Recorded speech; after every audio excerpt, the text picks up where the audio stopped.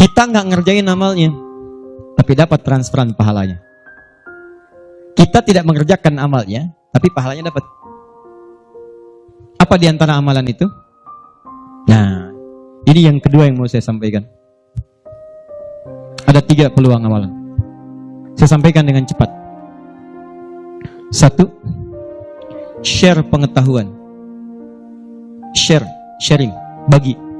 Itu yang diisyaratkan Quran surah ke-9 ayat 122 dengan Quran surah ke-58 ayat ke-11.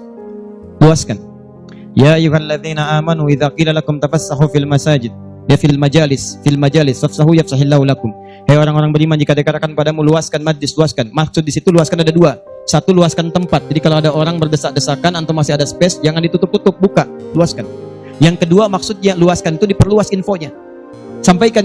Mungkin antum gak bisa datang, tapi ketika antum sampaikan infonya, Allah dari informasi antum ada 10 orang datang. Antum dapat pahala dari 10 orang itu tanpa dikurangi sedikit. Bagaimana Ustadz kalau kita nge-share aja tapi gak usah datang, semua nge-share gitu kan, dikosongnya. Tidak, itu prinsip pertama. Luaskan kebaikan. 2,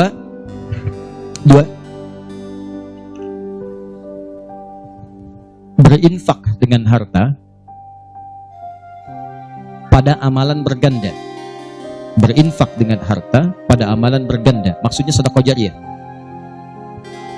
Contoh, tadi kan saya contohkan 4 kan? 4 ya? Masih ingat tadi? Di antara 4 itu, bukankah ada interaksi dengan Al-Quran?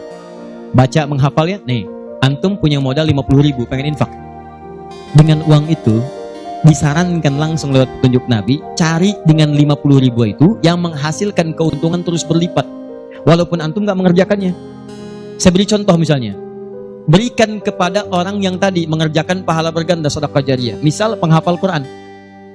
Ada orang punya 50.000 diberikan kepada orang dengan bentuk makanan. Yuk makan. Dimakan oleh orang itu. Dia sholat. Begitu dia sholat dengan energi tadi, antum dapat pahalanya. Begitu energinya hilang, pahalanya selesai. Tapi antum belikan mushaf 50.000. Datang ke percetakan Habib Hasan. Saya cari mushaf Habib dengan harga 50.000. Antum dapat 2. Masya Allah. Begitu dapat 2, antum datang ke tempat hafalan Quran. Masya Allah. Atau datang ke tempatnya Ibu Nyamin. Ya. Dari keturunannya Syekh Dahlan. Ya, Allah yarham, yang penemu qiraat itu. Begitu datang ke situ, berikan kepada anak-anak penghafal Quran.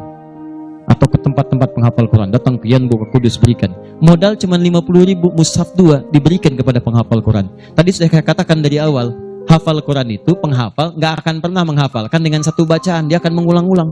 Anda bayangkan modalnya cuma 50.000, sama dengan tadi mushaf 2 jadi 2. Begitu ditemukan dan dipegang oleh penghafal Quran, dibaca oleh dia, dihafalkan. Allahu Akbar. Berapa banyak bacaan dia bacakan dalam sehari? Baca. Transfer mengalir kepada antum. Semua yang dia bacakan, dia hafalkan, semua mengalir untuk antum. Modalnya cuma 50.000. Yang menarik, antum meninggal, mushafnya masih ada, dibaca lagi oleh yang lain, mengalir lagi, modal 50.000. Yang menarik, mushaf dah rusak, cuman penghafal tadi udah hafal Quran 30 juz, dia punya murid lagi, jangankan punya murid, ngimamin dia dengan wasilah mushaf dari antum tadi. Begitu mengimami, pahala lagi, transfer. Yang hebat, dia punya murid 10 orang, 10 itu punya murid lagi, 10 lagi, gak habis-habis, cuma 50.000 modalnya. 50.000 rupiah mushaf. Itu yang disebut amalan cerdas. Waktu kita terbatas, coba apa yang kita dapatkan itu yang kita cari. Itu sahabat tuh begitu. Bilal tahu uang saya nggak banyak, nggak tahu beliau saya nggak punya banyak uang. Idul Kurban tuh orang beli sapi. Kalau kita sekarang, mereka beli kambing, ada yang beli unta. Oh, Bilal nggak kebeli. Tapi saya pengen intinya satu, pengen menyampaikan sedekah karena Allah. Yang lain membeli kambing, beliau beli ayam. Bukan kurban dengan ayam, tapi intinya bagaimana berusaha menabung untuk mendapatkan sesuatu, bersedekah karena Allah di hari itu. Dan nilainya itu luar biasa, dipuji oleh Nabi SAW. Termasuk Ibnu Abbas dibiasakan demikian, dipuji oleh Nabi. Maka yang mulai teman-teman sekalian. Dan penghafal Quran gak akan pilih-pilih. Mushaf siapa tuh? Ini wakafnya Pak Haji Yunus, udah banyak pahalanya, 1 huruf aja. Oh gitu ya? Iya. Qaf. Gak ada baca. Paham ya? Nah, itu teman-teman sekalian. Dan yang terakhir, ini yang lebih hebat lagi. Ini pahalanya langsung surga. Surga. Masya Allah. Sepanjang antum beriman, beramal saleh dan meninggalkan maksiat. Apa diantaranya? Memfasilitasi memfasilitasi orang lain yang sekiranya menghasilkan dengan ibadah itu pahala surga. Haji, umrah, kalau wafat dia dalam penunaian itu dengan benar, maka al-hajjul mabrur laisa lahul jazaa illal jannah. Haji mabrur tidak ada pahala yang setimpal kecuali surga.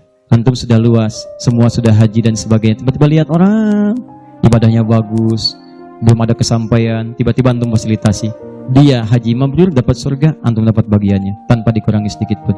Dan berita baiknya, haji pun disandingkan di Quran dengan umrah. Dalilnya Quran surah kedua ayat 196. Wa atimmul hajja wal umrata lillah. Makanya kalau ada yang mau haji, mau umrah, saya sarankan tolong hilangkan semua hal, jauhkan yang bisa merusak amalan. Sayang. Ria tuh buang-buang, habis antum. Kasihan. Udah disiapkan surga, antum kemudian tukar lagi dengan keburukan. Ya, itu yang disayangkan. Udah jauhkan ria, sum'ah, macam-macam. Fokus antum tuh mau ibadah, fokus. Termasuk dari rumah.